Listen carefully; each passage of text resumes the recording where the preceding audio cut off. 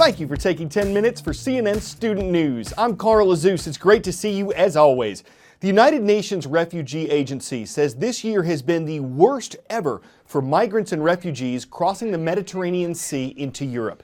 Despite the fact that far fewer migrants are trying to cross than the number who did in 2015, many more have died this year. At least 3,800 people so far, or 1 in every 88 trying to make the crossing.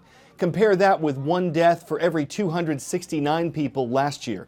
The journey is even more dangerous for those migrants trying to reach Europe from Libya. The North African country is in chaos. It has no central government, but it does have a number of smuggling networks, and many of them use flimsy rafts or boats that aren't really seaworthy.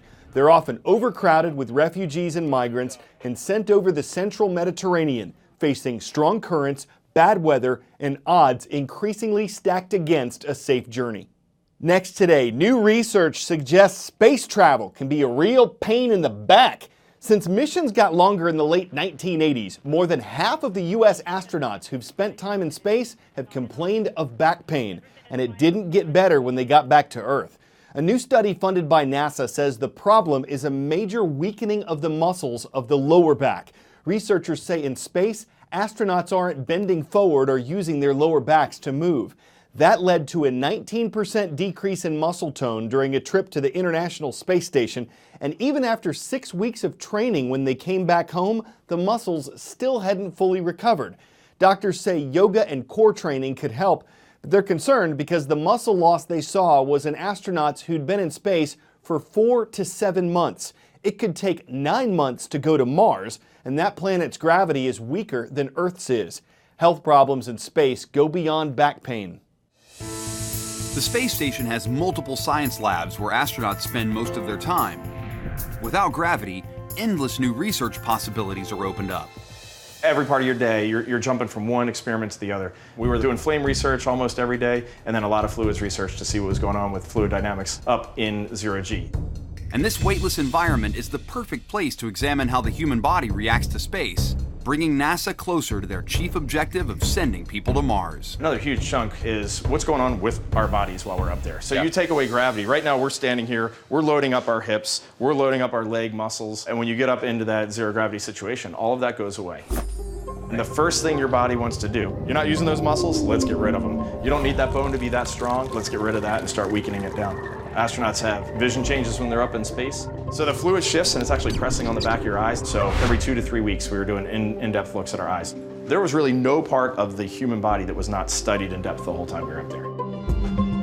If we're ever going to spend 500 days going off to Mars, we need to know exactly what's going on with the human body.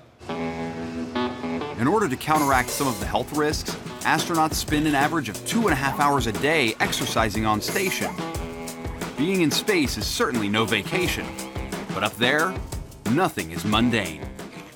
Another new study today, it's detected changes in the brains of young football players and not necessarily from concussions. It was published in the medical journal Radiology. It looked at the brains of 25 football players between ages 8 and 13 over a single season. None had been diagnosed with concussions.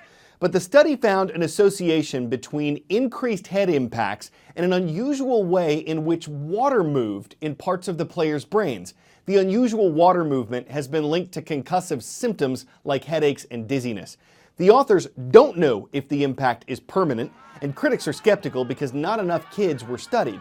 But the researchers who did the study say they're hoping to examine the issue more closely to make the sport of football safer. Now, $8.4 billion.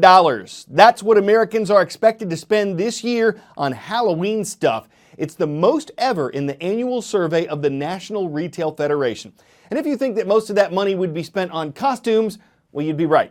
$3.1 billion on dressing up, $2.5 billion on the candy, $2.4 billion on decorations, $390 million on greeting cards. The survey says that 69% of Americans are planning to celebrate Halloween, and of those who are, about a fifth said they were going to visit a haunted house. We're now taking you inside one that's using technology not only to frighten, but also to teach.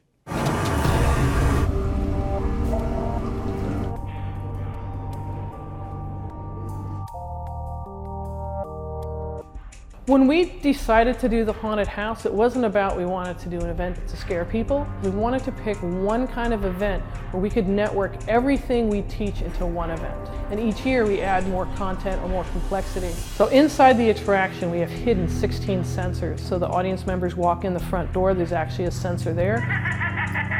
When the door shuts, it triggers that sensor off, and then they have an experience going down the stairwell of lighting and sound and effects. When they get down to the bottom of the stairs, the first place they visit is O'Scully's Wharf. They set off a sensor. And so all the way through the attraction, audience members are slowly setting off these sensors and having a lighting, sound, or video experience.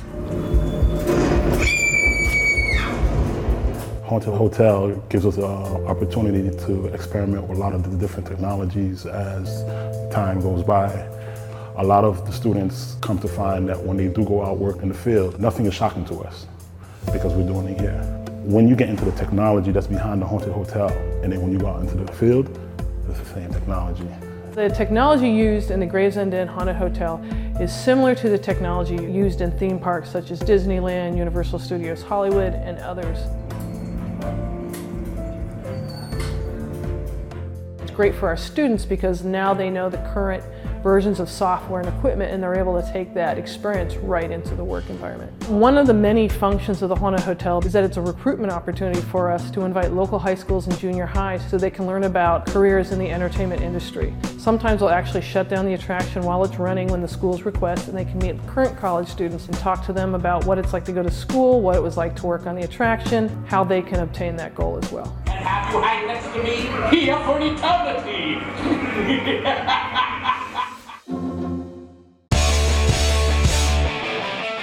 How would you define hero? As far as CNN Heroes is concerned, it's an everyday person making an extraordinary impact in the lives of others. You'll recognize several of these people from our character study segments, and one of them will become the CNN Hero of the Year. I'm Anderson Cooper. This year marks the 10th anniversary of CNN Heroes. For a decade now, we've been introducing you to some truly remarkable individuals changing the world, and this year is no different. It's time to announce the top 10 CNN Heroes of 2016. Here they are. In Colombia, Jason Aristizabal hasn't let cerebral palsy stop him from giving thousands of young people with disabilities a brighter future. Brad Ludden is a former professional kayaker who brings life-changing outdoor adventures to young adults with cancer. Since 2007, San Francisco's Sherry Franklin has rescued nearly 4,000 senior dogs and found them forever homes. She's adopted! Umrah Omar travels by boat, road, and air, bringing free medical care to thousands of people living near the Kenya-Somalia border. Luma Mufla is a Jordanian immigrant, helping young survivors of war adapt to their new home in the United States through education and soccer. What are you going to do to better your child's life? In Chicago, Sheldon Smith is breaking the cycle of absentee fathers by helping young dads become positive role models.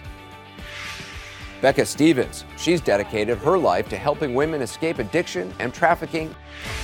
In Los Angeles, Georgie Smith turns makeshift spaces into dream homes for young people who've aged out of the foster care system.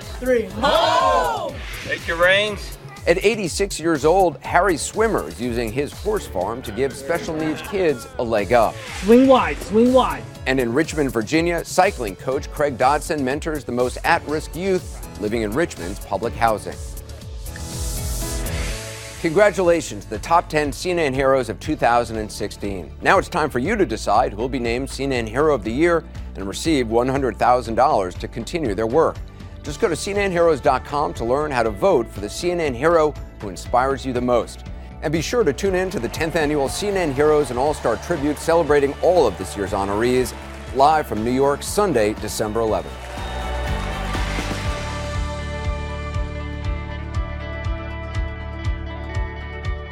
Wouldn't be right to diminish any of that with puns, so we'll put those on hold till tomorrow and hope you'll join us again Friday, awesome, for CNN Student News. I'm Carl Azus.